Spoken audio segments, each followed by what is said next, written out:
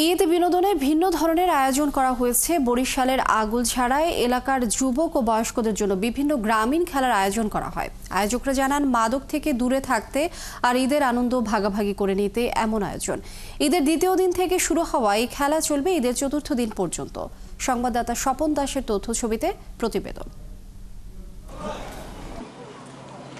ঈদ মানেই আনন্দ, ঈদ মানেই উৎসব। ঈদ আনন্দ ভাগাভাগি করে নিতে বরিশালের আগুলঝড়ার নগরবাড়ি গ্রামে যুব সমাজের উদ্যোগে আয়োজন করা হয়েছে গ্রামীণ খেলার।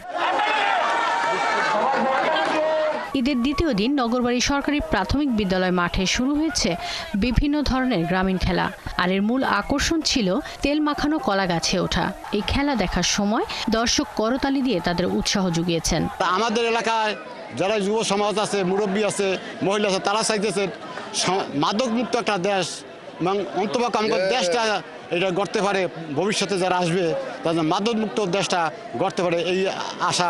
যুব সমাজ যে অনুষ্ঠানে আয়োজন করতেছে তাদেরকে ধন্যবাদ, এবং আগামী দিন আরো সুন্দর হয় সেই জন্য আমি প্রত্যাশা করি। বাচ্চারা এই খেলাটা প্রতিষ্ঠিত করেছে এবং আমাদের ছোট ছোট ভাইরা এই খেলাটা আমরা দীর্ঘদিন ধরে দেখতে আছি। আমাদের খুব ভালো লাগে, আমরা খুব উপভোগ করি।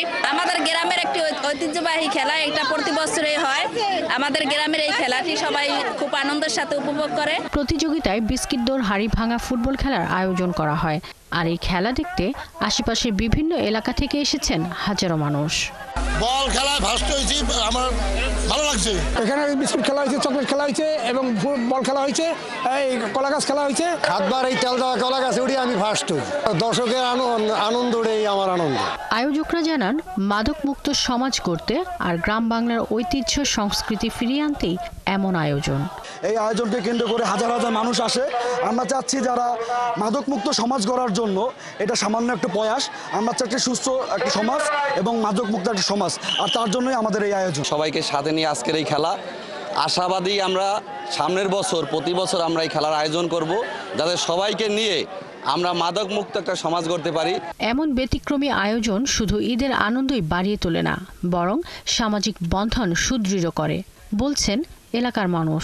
প্রতিযোগিতা শেষে বিজয়ী ও অংশগ্রহণকারী সবাইকে ঈদ উপহার ও পুরস্কার বিতরণ করা হয়। শাকিলা শম্পা, ৭১।